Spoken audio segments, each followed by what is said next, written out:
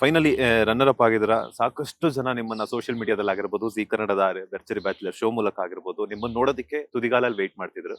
So ಅವ್ರಿಗೆ ಏನಾದ್ರು ಹೇಳೋದಾದ್ರೆ, ಅಂಡ್ ಹಾಗೇನೆ ಅದ್ರ ಜೊತೆಗೆ ಜಡ್ಜಸ್ ಆಗಿರುವಂತ ರಚಿತಾ ರಾಮ್ ಅವ್ರ ಬಗ್ಗೆ ಆಗಿರ್ಬೋದು, ರವಿ ಸರ್ ಬಗ್ಗೆ ಹೇಳೋದಾದ್ರೆ. ರವಿ ಸರ್ ಮತ್ತೆ ರಚಿತಾ ಮ್ಯಾಮ್ ಬಗ್ಗೆ ಎಷ್ಟು ಹೇಳಿದ್ರು ಸಾಕಾಗಲ್ಲ. ಯಾಕಂದ್ರೆ ಈ ಎಂಟೈರ್ ಜರ್ನಿ ನಮ್ದು ಅಷ್ಟು ಬ್ಯೂಟಿಫುಲ್ ಆಗಿತ್ತು, ಅಷ್ಟು ಎಂಜಾಯ್ ಮಾಡಿದೀವಿ ಅಂತಂದ್ರೆ it's because of Ravi sir and Rachita ma'am ಕೂಡ ಅಷ್ಟೇ ಇಂಪಾರ್ಟೆಂಟ್. ಬಿಕಾಸ್ ರವಿ ಸರ್ ಅಷ್ಟು ದೊಡ್ಡ ವ್ಯಕ್ತಿ, ಅಷ್ಟು ದೊಡ್ಡ ಸ್ಟಾರ್, ಆದ್ರೆ ಅವ್ರಿಗಿರೋ ಆ ಸಿಂಪ್ಲಿಸಿಟಿ ನಾವ್ ಎಲ್ಲೂ ನೋಡಕ್ಕೆ ಸಿಕ್ಕಿಲ್ಲ. ಆಕ್ಚುಲಿ ಅವ್ರು ರಿಯಲ್ ಆಗಿ ಹೇಗಿರ್ತಾರೆ ಅನ್ನೋದು ನಾನು ಕೂಡ ಎಲ್ಲೂ ನೋಡಿರ್ಲಿಲ್ಲ. ರಿಯಲ್ ಆಗಿ ಎಕ್ಸ್ಪೀರಿಯನ್ಸ್ ಮಾಡಿದಾಗ ಇವನ್ ನನ್ಗೊಂದಿನ ಹುಷಾರಿರ್ಲಿಲ್ಲ. ಎಂಟೈರ್ ಎಪಿಸೋಡ್ ಆಗೋ ಟೈಮಲ್ಲಿ ತುಂಬಾ ಹೆಲ್ತ್ ಪ್ರಾಬ್ಲಮ್ ಆಗಿತ್ತು. ಅವಾಗ ಅವರು ನನ್ ಕೈ ಹಿಡ್ಕೊಂಡು ಏನಾಗ್ತಿದೆ ನಾನು ಹಾಸ್ಪಿಟಲ್ ಕರ್ಕೊಂಡು ಹೋಗ್ಲಾ ಬಾ, ನನ್ ಕ್ಯಾರವನ್ ಅಲ್ಲಿ ರೆಸ್ಟ್ ಮಾಡು ಅಂತ ಹೇಳಿದ್ದು. ಆಮೇಲೆ ಊಟ ತರಿಸ್ಕೊಡ್ತಾ ಇದ್ದಿದ್ದು. ಅದನ್ನ ತುಂಬಾ ನಮ್ಮ ರಿಲೇಟಿವ್ಸ್ ಇರ್ಬೋದು, ಹತ್ರ ಫ್ರೆಂಡ್ಸ್ ಇರ್ಬೋದು, ಅಷ್ಟು ಈಸಿಯಾಗಿ ಮಾಡಲ್ಲ. ಬಟ್ ನನ್ಗೆ ಅಂತ ಅಲ್ಲ, ಎಲ್ರಿಗೂ ಯಾರನ್ನು ಡಿಫ್ರೆನ್ಶಿಯೇಟ್ ಮಾಡಲ್ಲ. ಅವ್ರೊಂದು ದೊಡ್ಡ ಸ್ಟಾರ್, ನಾವ್ ಇವಾಗ ಬಂದಿರೋ ಅಂತವ್ರು. ಬಟ್ ಆದ್ರೆ ನಮ್ಗೆ ಆ ಡಿಫ್ರೆನ್ಸ್ ನ ಎಲ್ಲೂ ತೋರ್ಸಿಲ್ಲ. ಅವ್ರ ಪಕ್ಕನೆ ಕೂರ್ಸ್ಕೊಂಡು ಊಟ ಮಾಡಿಸ್ತಾ ಇದ್ರು.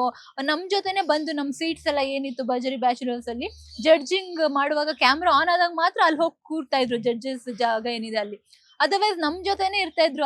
ರವಿ ಸರ್ ನಮ್ ಜೊತೆ ಇರ್ತಾ ಇದ್ ನೋಡಿ ಬೇರೆಯವರೆಲ್ಲ ಎಷ್ಟು ಕ್ಲೋಸ್ ಆಗಿ ಇರ್ತಾರಲ್ಲ ಇವರು ಕಂಟೆಸ್ಟೆಂಟ್ ಜೊತೆ. ನಮಗೂ ಈ ತರ ಆಪರ್ಚುನಿಟಿ ಸಿಕ್ಕಿದ್ರೆ ಅಂತ ಬೇರೆಯವರೆಲ್ಲ ದೂರದಿಂದ ನೋಡಿದವ್ರು ಹೊಟ್ಟೆ ಕಿಚ್ಬಿಡೋ ಅಷ್ಟು ಖುಷಿಯಾಗಿ ನಮ್ ಜೊತೆ ಇರ್ತಿದ್ರು. ಅಂಡ್ ಅವ್ರ ಮನೆಯಿಂದ ಮಾಡ್ಕೊಂಬಂದು ಡೈಲಿ ಎವ್ರಿ ಶೂಟ್ ಅಲ್ಲಿ ಅವ್ರ ಕ್ಯಾರವನ್ ಹೋಗಿ ನಾವು ಅವ್ರ ಜೊತೆ ಕುತ್ಕೊಂಡೆ ಅವ್ರ ಮನೆ ಅಡ್ಗೆನೆ ಊಟ ಮಾಡ್ಬೇಕಿತ್ತು. ಮಾಡೋರ್ಗು ಕಾಲ್ ಮಾಡಿ ಪ್ರತಿಯೊಬ್ಬರಿಗೂ ಕರೀತಾ ಇದ್ರು.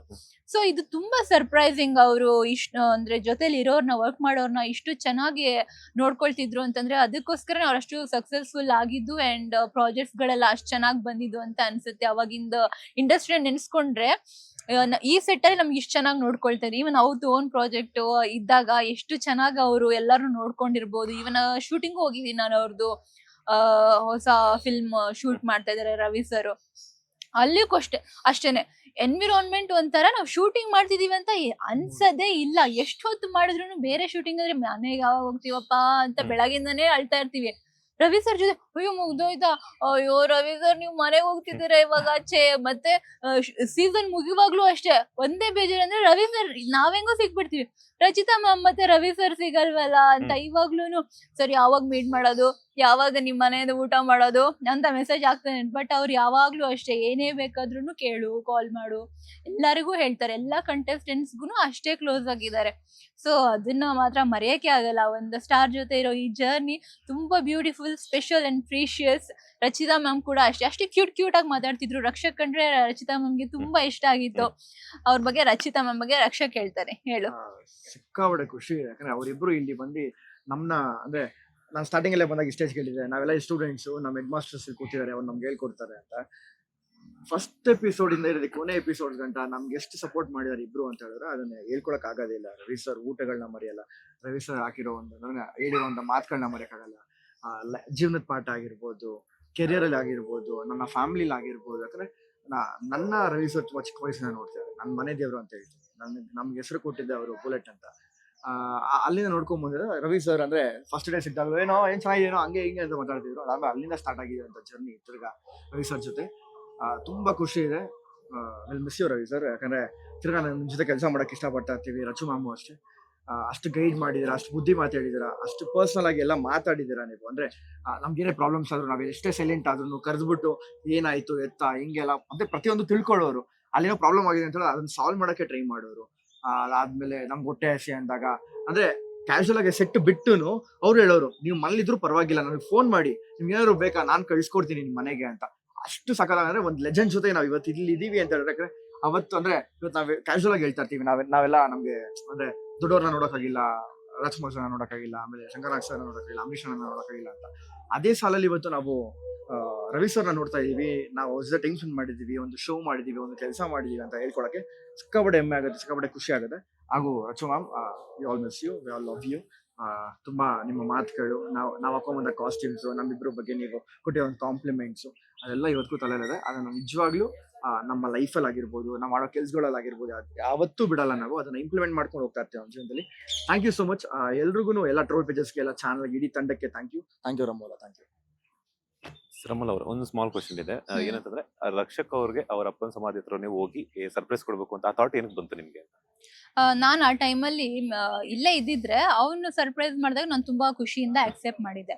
ಬಟ್ ನಾನು ಆ ಟೈಮಲ್ಲಿ ಇರ್ಲಿಲ್ಲ. ಟ್ರಿಪ್ ಹೋಗೋಣ ಅಂತ ಅಂದ್ಬಿಟ್ಟು ಟರ್ಕಿಗೆ ಹೋಗಿದ್ದೆ ನಾನು. ಇಂಡಿಯಾಲಿ ಇರ್ಲಿಲ್ಲ. ಸೊ ಏನ್ ಮಾಡಕ್ಕಾಗುತ್ತೆ, ಶೂಟ್ ಮಾಡಕ್ಕಾಗಲ್ಲ ಏನೂನು. ಅಂದ್ರೆ ನಾವ್ ಏನೇ ಸರ್ಪ್ರೈಸ್ ಮಾಡೋದಿದ್ರು ಶೂಟ್ ಮಾಡ್ಬೇಕು, ಏನಾದ್ರು ಕೊಡೋದಿದ್ರೆ ಪರ್ಚೇಸ್ ಮಾಡ್ಬೇಕು. ನಾನು ಇಲ್ಲಿಲ್ಲ. ಸೊ ಅದಕ್ಕೆ ಆ ಎಪಿಸೋಡಿಗೆ ಬರೋದೇ ಡೌಟ್ ಇತ್ತು.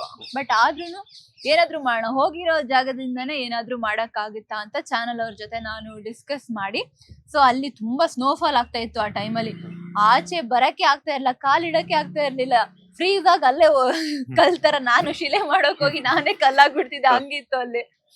ಬಟ್ ಆದ್ರೆ ಆ ಸ್ನೋ ಅಲ್ಲೆಲ್ಲ ಇವನು ರಕ್ಷಕ್ ಬುಲೆಟ್, ಬೇಬಿ ಬುಲೆಟ್ ಅಂತ ಬರ್ದು, ಭರ್ಜರಿ ಬ್ಯಾಚುಲರ್ಸ್ ಅಂತ ಬರ್ದು, ಇವನಿಗೆ ಆಲ್ ದ ಬೆಸ್ಟ್ ಹೇಳಿ ಅವನಿಗೋಸ್ಕರ ನನ್ ಹೈಟ್ ಫೋಬಿಯಾ ಇದ್ರು ಕೂಡ ಹಾಟ್ ಏರ್ ಬಲೂನ್ ಇವನಿಗೋಸ್ಕರ ಬುಕ್ ಮಾಡ್ಕೊಂಡು ಅಲ್ಲಿ ಹೋಗಿ ವಿಶ್ ಮಾಡೋಣ ಅಂತ ಹೇಳಿ ಅದನ್ನು ಬುಕ್ ಮಾಡ್ಕೊಂಡು ಹೋಗಿದ್ದೆ. ಅಂಡ್ ಅವನಿಗೋಸ್ಕರ ನನ್ ದುಡ್ಡು ಬೇರೆ ಜಾಸ್ತಿ ತಗೊಂಡ್ ಹೋಗಿರ್ಲಿಲ್ಲ, ಮನಿದ್ದು ತುಂಬಾ ಪ್ರಾಬ್ಲಮ್ ಆಗ್ಬಿಟ್ಟಿತ್ತು ನನ್ಗೆ. ಇದು ಶೂಟಿಂಗ್ ಬ್ಯುಸಿಲಿ ಇದ್ದಿದ್ರಿಂದ ಅಲ್ಲಿ ಕರೆನ್ಸಿ ಇರ್ಬೋದು, ಇನ್ನೊಂದು ಏನು ರೆಡಿನೇ ಮಾಡ್ಕೊಂಡಿರ್ಲಿಲ್ಲ. ಏನ್ ಶಾಪಿಂಗ್ ಮಾಡೋದ್ ಬೇಡ ಬಿಡು, ಜಾಗ ನೋಡ್ಕೊಂಡ್ ಬಂದ್ರೆ ಸಾಕು ಅನ್ನೋ ತರ ಹೋಗಿದ್ದೆ, ದುಡ್ಡು ಇಲ್ದೇನೆ. ಆಮೇಲೆ ಅದ್ರಲ್ಲೇ ಇದ್ದಿದ್ರಲ್ಲೇ ಅಡ್ಜಸ್ಟ್ ಮಾಡಿ ಅವನಿಗೆ ಜಾಕೆಟ್, ಆಮೇಲೆ ಬ್ರೇಸ್ಲೆಟ್, ಆಮೇಲೆ ಅವನಿಗೆ ದೃಷ್ಟಿ ಆಗ್ಬಾರ್ದು ಅಂತ ಇನ್ನೊಂದೇನೋ ಇವಿಲೈ ಕೀ ಬಂಚ್ ಅದೆಲ್ಲ ತಂದ್ಕೊಟ್ಟಿದ್ದೆ. ಸೊ ಅದಾದ್ಮೇಲೆ ಇನ್ನೇನಾದ್ರೂ ಮಾಡೋಣ ಅಂತ ಅಂದಾಗ ಅವನಿಗೆ ಏನ್ ಫೇವ್ರೇಟ್ ಅಂತ ಅವ್ರ ಪೇರೆಂಟ್ಸ್ಗೆ, ಅಕ್ಕ ಮತ್ತೆ ಅವ್ರ ಅಮ್ಮ ತುಂಬಾ ಕ್ಲೋಸ್ ಇದ್ದಾರೆ. ನಾನು ಅವಾಗ ಕಾಲ್ ಮಾಡ್ತಾ ಇರ್ತೀನಿ. ಸೊ ಅವರಿಗೆ ಕೇಳ್ದೆ, ಇವನಿಗೆ ಗೊತ್ತಿಲ್ದಿರೋ ಹಾಗೆ ಅವ್ರಿಗೆ ಕಾಲ್ ಮಾಡಿ ಅವನಿಗೆ ಏನ್ ಇಷ್ಟ, ಏನ್ ಕಷ್ಟ ಅಂತ ಕೇಳಿದಾಗ ಅವನಿಗೆ ಏನೇ ಖುಷಿ ಆದ್ರೂ ದುಃಖ ಆದ್ರೂ ಅವ್ರ ಅಪ್ಪನ ಸಮಾಧಿ ಹತ್ರ ಹೋಗ್ತಾ ಇರ್ತಾನೆ ಅಂತ ಹೇಳಿದ್ರು. ಸೊ ಅವಾಗ ನಾನು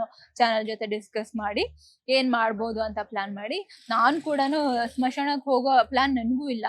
ಅಂಡ್ ನಾನು ಯಾವತ್ತೂ ಹೋಗಿಲ್ಲ, ಅದೇ ಫಸ್ಟ್ ಟೈಮ್ ಹೋಗಿದ್ದು. ಬಟ್ ಆ ವಿಚಾರದಿಂದಾನೇ ಅವನಿಗೆ ಅಪ್ಪನೇ ತುಂಬಾ ಫೇವ್ರೇಟ್ ಪರ್ಸನ್ ಅಂತ ಗೊತ್ತಾಗಿ, ನಿನ್ ಫೇವ್ರೇಟ್ ಪರ್ಸನ್ ನಾನು ಮೀಟ್ ಮಾಡಿದೀನಿ ಅಂತ ಹೇಳಿ ಸಮಾಧಿ ವಿಟಿಯನ್ ಮಾಡ್ಕೊಂಡ್ ಬಂದ್ವಿ. ಬೇರೆದೆಲ್ಲ ಖುಷಿ ಆಯ್ತು. ಬಟ್ ಆ ವಿಟಿ ನೋಡಿದಾಗ ಅವನು ತುಂಬಾ ಎಮೋಷನಲ್ ಆದ, ತುಂಬಾ ಸರ್ಪ್ರೈಸ್ ಆಗಿತ್ತು ಅವತ್ತು. 100% ಸರ್ಪ್ರೈಸ್ ಆಗಿದ್ದಕ್ಕೆ ನನ್ಗೆ ಎಮೋಷನಲ್ ಆಯ್ತು. ಅಂದ್ರೆ ಅದ್ ಸಡನ್ ಆಗಿ ನಾನು ನೋಡಿದ್ದು, ಸಡನ್ ಇದೆಲ್ಲೋ ಸಮಾಧಿ ನೋಡ್ದಂಗೆ ಇದೆಯಲ್ಲ ಅಂತ ಅನ್ಸ. ಆದ್ಮೇಲೆ ಇವ್ರು ಎಂಟ್ರಿ ಕೊಟ್ಟಿದ್ದು ಖುಷಿ ಆಯ್ತು. Thank you so much. ಇಷ್ಟೊತ್ತು ನಮ್ಮ ಬಾಸ್ ಟಿವಿಗೆ ಒಂದಷ್ಟು ಸಮಯವನ್ನು ಕೊಟ್ಟಿದ್ದಕ್ಕೆ ಒಳ್ಳೆದಾಗ್ಲಿ. ಮತ್ತಷ್ಟು ಶೋಗಳಾಗಿರ್ಬೋದು, ಸಿನಿಮಾಗಳಾಗಿರ್ಬೋದು, ಒಳ್ಳೊಳ್ಳೆ ಮತ್ತಷ್ಟು ರಿಯಾಲಿಟಿ ಶೋಗಳ ಮೂಲಕ ನಿಮ್ಮಿಬ್ಬರ ಎಂಟರ್ಟೈನ್ಮೆಂಟ್ ಕನ್ನಡ ಕಿರುತೆರೆ ಹಾಗೂ ಹಿರಿತೆರೆ ವೀಕ್ಷಕರು ಸಿಗಲಿ. All the very best.